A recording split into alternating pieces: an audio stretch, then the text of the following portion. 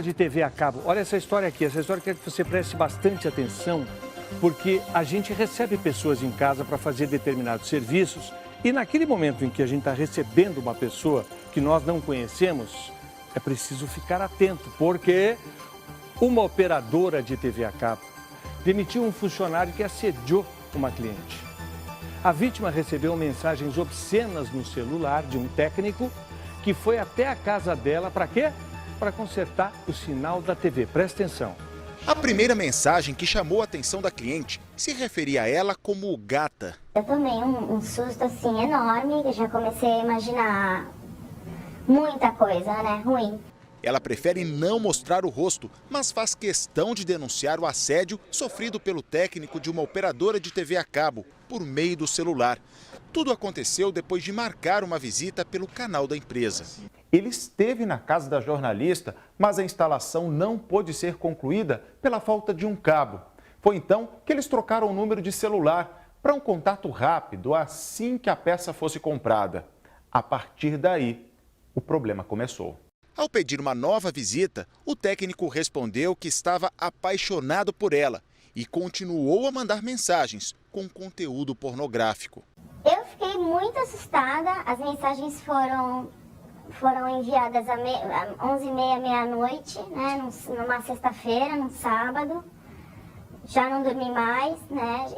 Inicialmente não contei para os meus pais, para minha família. Fiquei digerindo uns dias o que eu poderia estar fazendo com aquilo. Poucos dias depois, chegaram outras mensagens com ofensas. A mulher fez um boletim de ocorrência e denunciou o caso por uma rede social. A advogada de defesa diz que a empresa deve ser responsabilizada pelo caso. Criminalmente, né, o rapaz que fez, o autor da injúria, ele vai ser responsabilizado criminalmente. Agora, civilmente, a empresa, que ela é responsável pelos funcionários. A cliente está disposta a levar o caso adiante, mas sabe que paga um preço alto por isso. Vive com medo. Essas pessoas, esses responsáveis, eles têm que tomar uma atitude. Aconteceu comigo, mas não pode acontecer com outras pessoas, com outras mulheres. Porque amanhã pode ser muito pior. É folgado o cara, né? Mensagens lá, obscena, falando palavrão, dando cantada virtual ali.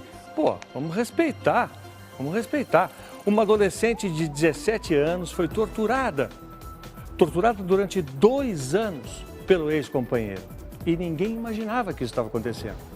Mas ela tem marcas da violência por todo o corpo. As agressões só foram descobertas depois que ela sofreu um acidente e aí precisou ser internada. As marcas no corpo da adolescente são impressionantes. Nos braços, pernas, costas, cabeça e rosto, há vários sinais feitos com facão e até mordidas. A face dela está desfigurada, o braço quebrado. As sessões de tortura duraram 2 anos, enquanto ela viveu com Gustavo de Oliveira Bernardino, em Santa Helena, um município de Goiás. Quando saía às ruas, a adolescente era obrigada a se cobrir toda e assim não levantar suspeita.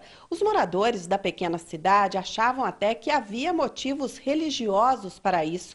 Ninguém imaginava o que estava por baixo das camadas de roupa que ela usava. O caso só foi descoberto porque a menor sofreu um acidente de moto e, ao ser internada, despertou a desconfiança dos funcionários. A diretoria do local resolveu só dar alta para a paciente com a presença da família e acionou o conselho tutelar. O irmão da vítima conta que os parentes nunca suspeitaram de nada. Gustavo está preso. Ele vai responder por tortura e subtração de incapaz. De acordo com a polícia, o rapaz já tem passagens. A adolescente está fazendo acompanhamento psicológico e agora, livre, pensa em recomeçar. Que loucura isso, 2 anos, a família achava que estava tudo bem com ela. Os amigos nem desconfiavam. Ah, ela está noutra, mudou para o interior, está bem casada, está tudo bem com ela. Ela esqueceu a gente, ela nos abandonou assim, né, numa boa, mas só que ela estava sendo torturada. Então, se você tem na sua família ou no seu círculo próximo de amizades a desconfiança de que alguém desapareceu de repente assim e não está querendo mais voltar, perceba, a gente tem que ajudar os nossos amigos, a gente tem que ficar de olho no que está acontecendo com as pessoas, às vezes para ajudar, né? Aí foi porque ela sofreu um acidente, veio tudo à tona. Um homem que agrediu a ex-mulher no meio da rua, na frente de todo mundo, pode ser solto hoje. Tudo aconteceu logo depois que ela tentava pela terceira vez uma medida protetiva. Parece palavrão, mas é importante, as medidas protetivas são importantes. Ela estava tentando isso contra ele e não conseguia de jeito nenhum. Aí... A agressão aconteceu em uma movimentada avenida da Zona Sul de São Paulo. E o que chama a atenção é que Wanda Maria Ramos Marchioro, de 27 anos, tinha acabado de sair do fórum, onde pela terceira vez pedia exatamente uma medida protetiva contra o marido, Fernando Marchioro, de 41 anos, com quem já não vive há mais de um ano. Ele tinha parado um pouco e nessas últimas discussões que nós tivemos, ele já levantou a mão para mim e já tentou me agredir novamente. Esse foi um dos motivos da nossa separação. Ele é uma pessoa extremamente agressiva, não é só comigo. No antigo casamento dele, ele tem medida protetiva, entendeu? Ele tem que estar afastado da ex-mulher dele, que sabe que ele é extremamente agressivo. As filhas também sabem. Este manobrista presenciou o ataque. Eu escutei ela gritando. Aí o pessoal saiu correndo para ver e ele estava segurando ela. Depois desta agressão, Fernando foi preso em flagrante. Na tarde desta sexta-feira, ele vai participar de uma audiência no fórum para saber se continua preso ou se será solto. Caso ganhe a liberdade, Wanda teme que a rotina de violência continue. Segundo a vítima, Fernando sempre procurava bater em partes do corpo onde acreditava não deixar hematomas. Ele pegava no meu cabelo, puxava bastante, batia a minha cabeça no guarda-roupa, na parede, e ele me falava: agora você vai lá e faz o corpo de delito, porque isso daqui na cabeça não mostra hematoma nenhum. Os dois viviam junto com a filha e a mãe dela, que também foi agredida em uma das discussões. O casal viveu junto por quase 5 anos.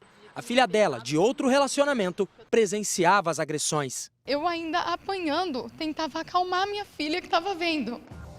E será que ele vai ser solto? A repórter Mariana Moreno está na frente da delegacia onde esse homem que agrediu a ex-mulher está preso.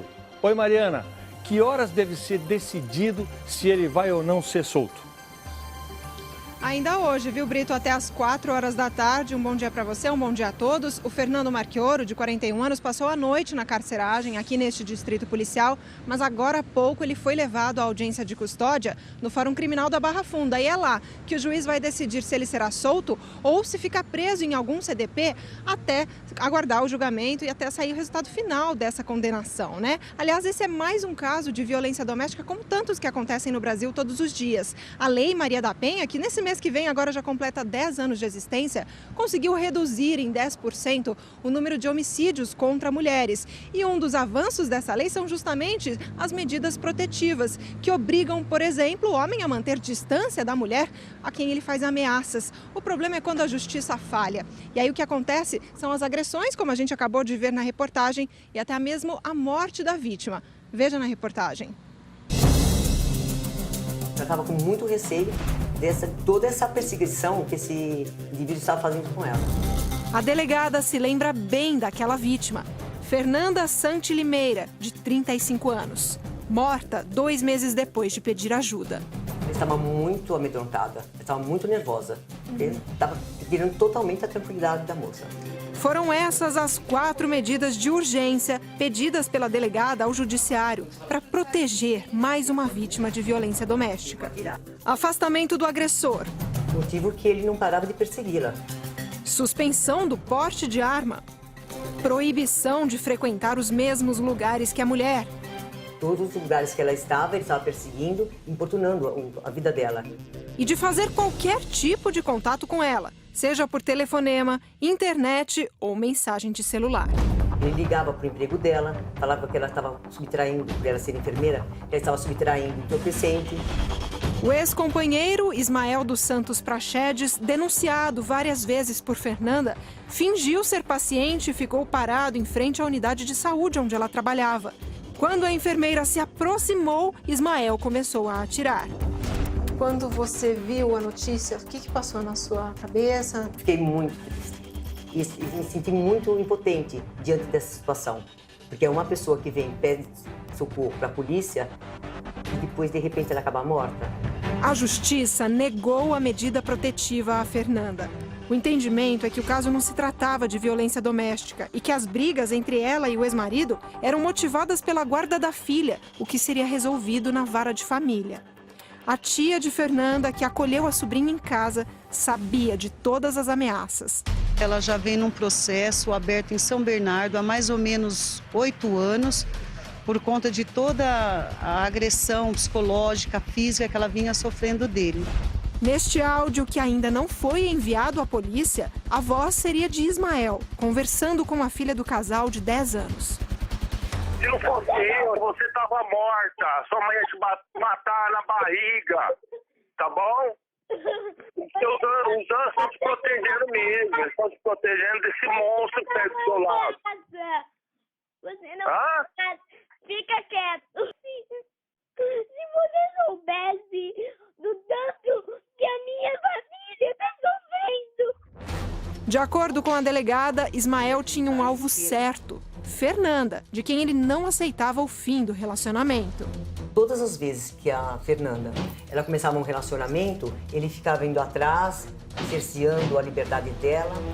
Para esta juíza com 20 anos de experiência e que integra a Coordenadoria da Mulher em Situação de Violência do Tribunal de Justiça de São Paulo, usar os filhos para pressionar a mulher também é uma forma de violência. Os filhos podem ser usados como instrumento de realização de violência psicológica, moral, fazer qualquer tipo de constrangimento, fazer com que aquela mulher, numa situação, por exemplo, de divórcio, que ela aceite as cláusulas ou as regras que ele está querendo impor. Então, quando essa situação está configurada, existe violência de gênero, doméstico familiar, então é possível que a medida protetiva se estenda aos filhos também. 300 metros, essa é a distância que separa agressor da vítima. Longe, justamente para impedir qualquer aproximação do homem que comete ameaças, xingamentos e agressões físicas contra a mulher. Uma das medidas de proteção mais comuns no Brasil já mostra o quanto a violência doméstica pode ser perigosa. Isso daí era uma tragédia anunciada. Todos nós já sabíamos. No depoimento que eu dei em São Bernardo há mais ou menos 3 anos, eu falei para a juíza, ele vai matar ela. A atriz Luana Piovani e a ex-modelo Luísa Brunet conseguiram a medida protetiva depois de sofrerem agressões de ex-companheiros. Em 2008, Luana se relacionava com o ator Dado Dolabella. Câmeras de uma boate registraram uma briga entre o casal. Na época, a justiça determinou que Dado deveria ficar a pelo menos 250 metros de distância de Luana. Luísa Brunet mostrou os hematomas em fotos na internet. Ela denunciou as agressões que teriam sido feitas pelo ex-namorado, o empresário Lírio Parisotto. Mas como funciona a medida protetiva? De acordo com a Lei Maria da Penha, que em agosto completa 10 anos de existência, quando uma mulher faz um boletim de ocorrência, ela tem que ser informada do direito de pedir medidas imediatas de proteção. Para isso, a vítima tem que representar contra o autor, ou seja, permitir que a investigação policial continue.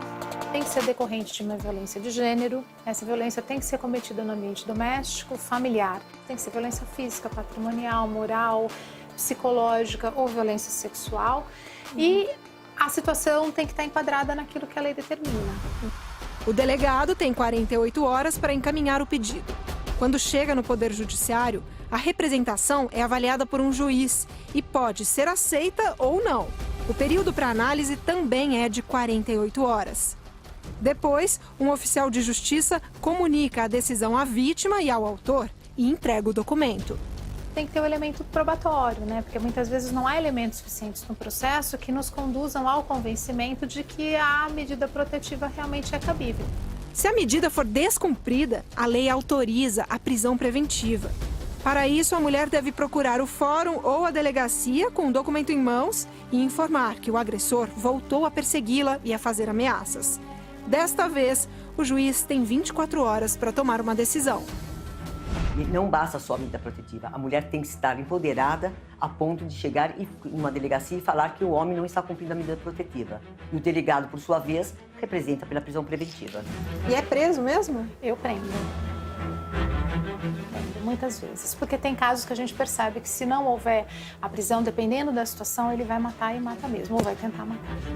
Segundo as autoridades ouvidas nesta reportagem, as medidas protetivas são eficientes, mas ainda há muitas falhas no sistema que não permitem, na prática, que a lei seja cumprida. Um dos problemas é seguir os prazos determinados pela legislação. Na maioria das vezes, delegacias e fóruns não cumprem a exigência por excesso de trabalho e falta de funcionários. Pelo menos 5 dias leva. Um projeto de lei que está no Senado Federal quer alterar isso. Se aprovado, permitirá que o próprio delegado conceda a medida protetiva, antes mesmo de passar por um juiz. Depois vai para o judiciário. Então o judiciário vai fazer um reexame do que foi concedido. Então nós não estamos em nenhum momento tirando a participação do judiciário. Então depois o judiciário ele vai analisar novamente. A diferença é que nesse período ela já está coberta. Ela está coberta. Esta mulher já trocou de casa e de telefone fugindo do ex-companheiro. Ela registrou muitos boletins de ocorrência e até agora não teve resposta do pedido de proteção. Ele mesmo está ameaçando. Se ele tiver a oportunidade de me ver, ele vai me pegar, ele vai fazer alguma coisa contra mim. Não há papel, que nem ele falou para a colega dele, não há um papel que vai impedir ele de fazer o que ele tem que fazer.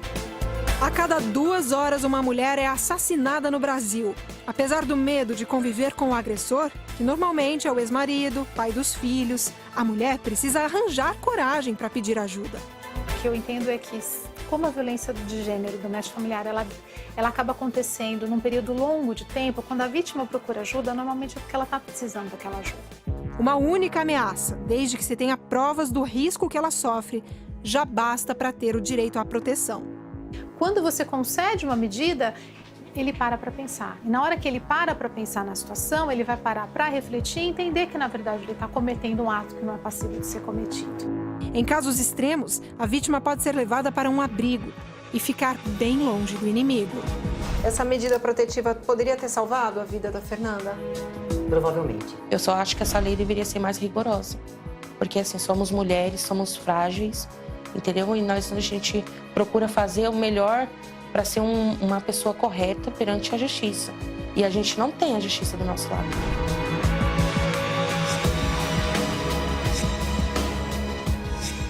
Em nota, a Secretaria de Segurança Pública informou que Olívia registrou uma ocorrência de violência doméstica em março do ano passado. A medida protetiva foi solicitada para a Justiça, que deferiu naquele mesmo mês. Só que, segundo a Secretaria de Segurança Pública, Olívia não apresentou representação contra o ex-marido no prazo de 6 meses.